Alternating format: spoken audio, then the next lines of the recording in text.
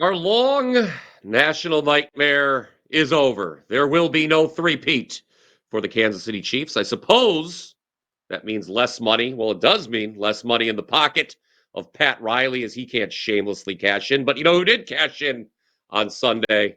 Both Mark Zinno and myself. And we cashed in by halftime. Me, because I had the Eagles plus a half point in the first half, 5% winner.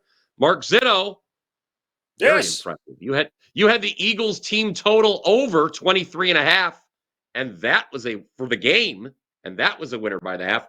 They had more Yep. points in the first half, the Eagles, 24, than the Chiefs did yards, 23. So Yeah. fly, Eagles, fly. Dan Alexander's a happy boy, our producer this morning.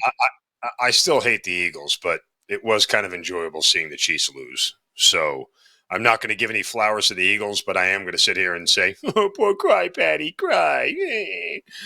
DeAndre Hopkins, yeah, all you whiners, all you they are like little kids when they lose. The Chiefs, they are like a bunch of 7 and 8-year-old kids stomping their feet when they lose. They do not handle losing well at all. They I are don't one of the either. more unprofessional losing. Nobody does. Nobody should handle losing well. But you want your professionals to at least handle it with some level of dignity and grace. And the Chiefs don't do that well at all. But that's okay. Listen, folks, we told you that there was no reason to waste any of your time, energy, or effort on any other Super Bowl package other than the morning wager. We cashed 5% for you. When the morning wager gets together, we are now 3-1 on morning wager 5% packages. So we have a proven track record now. That this is the only place you need to go. So, BP, I don't do this often, but it is worth noting. 5-0 on 5% plays this year. You're one better than one of my last 5% plays. So yes, I think I'm better than you. So normally, yes, when you say things like that, where the fun, I'm like, oh, you think you're better than me? Well, technically you are because I am 4-1 with 5% plays in 2025. So yes, you technically are in fact better than me. I got to ask you real quick before we get into today's plays. By the way, no Super Bowl hangover here. We're going right into basketball, guys. Couple college basketball looks plus a best bet in the NBA. But what do you think about people trademarking phrases like Pat Riley trademarking three-peat? I get the entrepreneurial spirit here in the United States of America, but come on, what a cash grab. Look, I mean, if you come up with something original, an original idea, you have a right to monetize it. That's, I'm okay with it. I'm just mad I didn't think of it. I think you're better than me. Okay. I kind of know that, but I just sort of placate you and say, no, I don't think that, just to, keep your spirits up. I appreciate that very much. So again, just to rehash, Mark Zinno and I both cash 5% winners of the Super Bowl. I also had the Eagles full game in addition to the first half. That was nice. Only thing I got wrong was Dallas Goedert, which was way too public. I gave it out 2 weeks ago. I got that number under 50. Under 50. And by the time yesterday rolled around, I'm like, this is the most public freaking prop. It was the same thing with Xavier Worthy. Like Xavier Worthy was my crown jewel of the AFC Championship game, his over rushing yards, and it hit, and it was glorious. And I ran it back again, but I ran it back like when we had our first Tuesday, our first $5 Tuesday after championship game. I gave that out as my $5 Tuesday play. And then between then and the Super Bowl, the entire world jumped on it. And I saw yesterday that both the Worthy rushing prop and the Goedert receiving prop, 99% of the bets were all on the over for both of them. I said those are losses. I told you. I mean, I was worried he's dead. There was no reason to even play it. And honestly, the game script didn't allow for it. I think I had a good read on Noah Gray. He got the one target. It was only a 2-yard catch. I was hoping it was something more down the middle of the field. I didn't think he was going to get a second catch. I kind of hoped he was going to get it all in one. So I feel like my mindset was right. There's the execution of how they did it, didn't play out for the handicap, but a 3-2 day for me. So when cashing the 5%, not upset at all. Not at all. And I'll tell you what, while I lost the popular prop, 2 unpopular props I gave out here elsewhere on WagerTalk TV. On this show, Saquon Barkley under rushing yards. We've still only had, 2 guys go over 113 rushing yards in the Super Bowl in the last 30 years now? And then Patrick Mahomes under 13.5 rushing, or under 13.5 longest rush attempt. Both Dan and Joe Ranieri made fun of me on WagerTalk today for that pick. Yeah. So. And again, I gave out Isaiah Pacheco over 1.5 receptions. He got his 2 targets, just didn't hang on to one of them. I mean, it was there. It was there. So we were close, but nonetheless, the Patrick Mahomes to throw an interception prop I gave out to the subscribers was also an easy that was one. very nice because that also turned the game. You know how notoriously I am like, don't say it's over until the whistle. I don't like that. It's very upsetting to me. But when with my first half bet, when he threw that pick six, I was like, I think this is going to cash. I think this is going to cash. So another football season in the books. I ended on a 13-6 run after Christmas, Mark. I was very happy about that. I don't Santa remember Claus what I was ended nice on. to me. Santa Claus gave me a nice run for Christmas. Yes, you did. All right, let's talk about basketball because football season's over and we can't make any bets on that for a while. So, North Carolina's playing Clemson tonight. You seem perplexed. Did I say something wrong? Basketball season's not. Curious. You got to get me curious on how I finished the NFL season, and I'm kind of curious. Oh boy, here we go. Well, 5-2. Let's see. Hold on. Since 67% run since December 29th. So I guess since the playoffs start last week of the regular season. Same thing. Wow, 69%, both of them. Very nice. 14-7 the last 21 plays. Throwing a couple of 5% winners there. Not bad. Giddy up. 13-6. We're just two outstanding human beings, aren't we? So let's talk about basketball. Let's go on. Okay. What do you say we go on? What do you say we go on a 67% run in basketball? The both of us now. North Carolina's playing Clemson. I am wearing Tar Heel blue. Perhaps that is a sign of things to come. Zinno, for your selection, this is, I think, what you would term a classic letdown spot for Clemson after the big win at home over Duke on Saturday. Your thoughts? Yep. My thought is what you just said. So don't say it for me, but you did. That's really what this is about more than anything. Is that you're going to get Clemson here in a spot taking on a North Carolina team that is not a very good North Carolina team. It's not used to what we're seeing.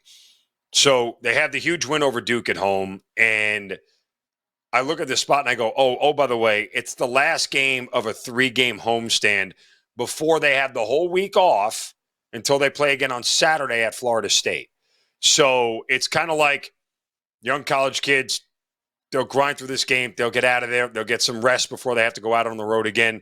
Clemson right now, when you look at it and you look at their schedule, they shouldn't lose another game theoretically the rest of the year.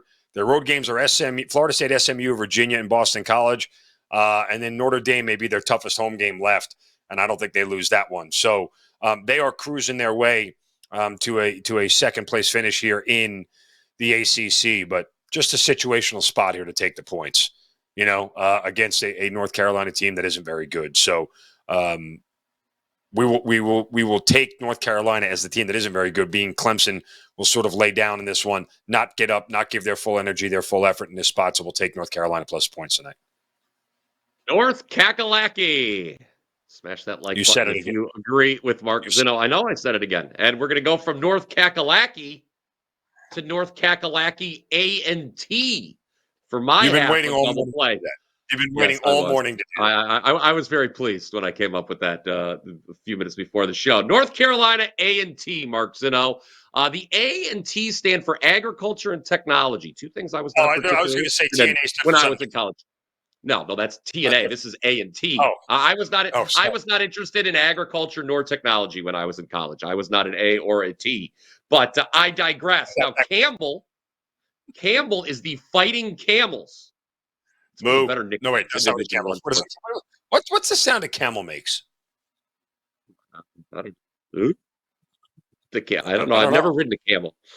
You know what? Well, there's always that sad camel. Go birds. That's what a camel does. Okay, go birds. The really sad looking camel at the zoo that my daughter would ride when she was small. I don't remember her ever saying that, but perhaps I was not listening close enough. Anyway, Campbell, in addition to being the Fighting Camels, would you like to know something else more relevant about this basketball team, Mark Zinno? I'm going to tell you whether you want to or not. About the A&T and TNA. What's that? Will you tell me something about TNA? A&T. I'm going to tell you about Campbell. Then I'm going to tell. Honestly, there's not a lot of good stuff to tell you about North Carolina A&T. So let's stick with Campbell for a second. Okay. They are holding opponents in conference play to get this 23.6% shooting from three. Are you kidding me? That is number one in the country of any team in conference play. I will repeat, teams are shooting 23.6% from three against this team, Campbell. Now, the question becomes, is North Carolina A&T the team to take advantage? There's got to be some regression, okay? Again, there's only one other team in the country, I believe San Francisco Dons, who are holding teams under 25% shooting in conference play. So there's some natural regression on the horizon for this Campbell defense. Now, is North Carolina A&T the team to take advantage? Mark, I regret to inform you, North Carolina A&T has not won a game in conference play this year. They have not won a game in 2025.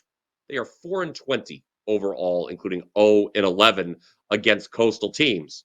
But here is the crux of the handicap. Campbell, who has covered their last 6 games, has only been a favorite of more than 3 points 3 times all season. Not only are they 0-3 ATS, they are 0-3 straight up in those games. Lost all of them outright. We're talking to Morgan State, Coastal Carolina, and St. Francis of PA back in November. So this is not a number Campbell is accustomed to laying. I will take the points begrudgingly with North Kakalaka A&T. Your thoughts? North Kakalaki, you're such a clown. Yeah, I mean, listen, anytime you can play against the Fighting Camels, I'm here for it. Okay, there you go. All right, North Kakalaki A&T. That's our double play. There's an outstanding special offer, Mark. You referenced the deal that we offered the fine folks that watch this show for our Super Bowl picks. You could have got 7 picks for $69. Well, guess what? When one deal ends, a new one begins. Just $30 or just $8 a day for a 30-day all access right now. This is good for any handicapper, Mark, myself, or anyone else you may want to choose. That'll be live. I think probably by the time you listen to this, that deal is going to be live. But we're running a deal on the 30-day all access pass. Mark, I know you are in outstanding form in basketball as of late. Would you like to talk about that? No, we've been good in college basketball. So check it out. I don't. So somebody's going to comment. No, I don't know what my record is over the last. I don't know. It's over 60%. That's what I know. It's somewhere in that range. So we've been good. We've been very good. Okay. So I'm not going to sit here and brag because I don't do that.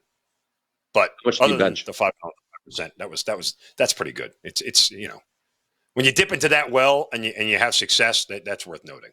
So yeah. How much did you bench? I'm glad but you know that number. I do know about that number. I do know. I did 315 the other week. Again, still. I don't know why. I probably need to stop.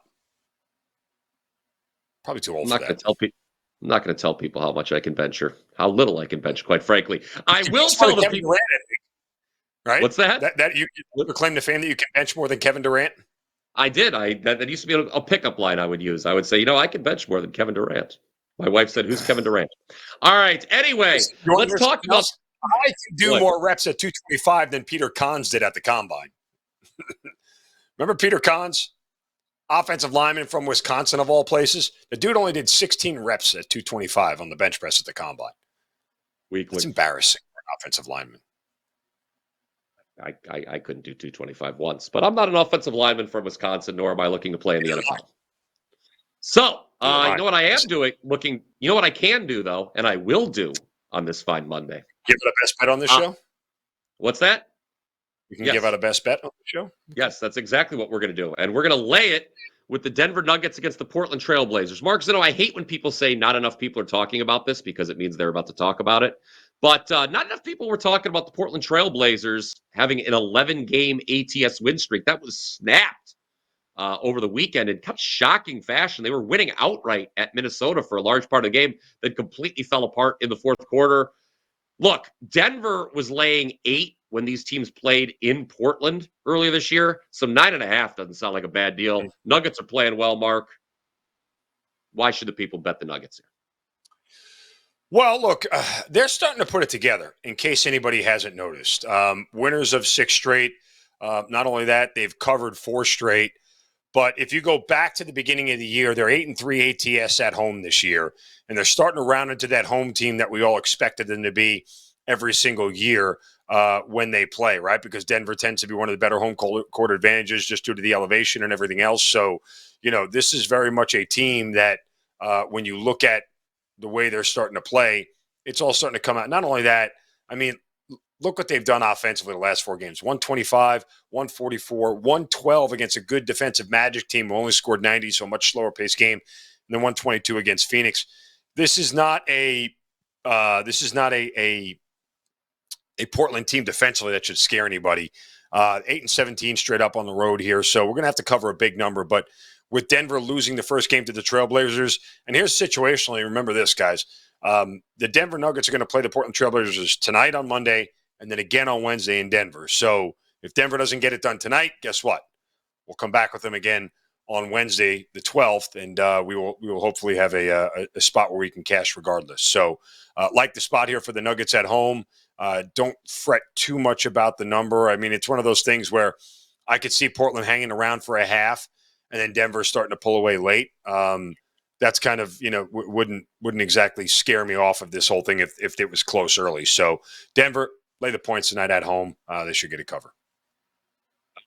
Denver Nuggets, best bet. Smash that like button if you agree. Comment down below with your thoughts on what. Let us know what you're betting Monday. It's kind of a limited card in college, but certainly a larger card in the NBA. Remember to wait for those injury reports, Mark, when betting the NBA. Well, guys, you gotta make sure everybody's playing. Because, you guys should know better than to bet the NBA in the morning. Yes. Luka Doncic makes his Lakers debut. I'm going to have a take on that on the Power 5. Cheap plug. Don't watch it, Joe. That's me. Just watch this. Okay. I'm putting in work. Okay. That's I'm not asking you to watch it. I'm not denigrating your work. The Power 5 happens to be a nice program. It just needs to be in this program where people can go to all their spots for one thing. Okay. Maybe. Well, I'll talk to somebody about that. All right. That's going to do it for this program. If you have not clicked subscribe yet, please do that because that way you get notified instantly when shows like this or the Power 5 drop. It's a very easy way to stay in tune with the WagerTalk YouTube channel. Drop it like it's hot. Yes. All right. We're done. Let the fat lady sing. Let's go. That Patty Johnson. Yes. There we go.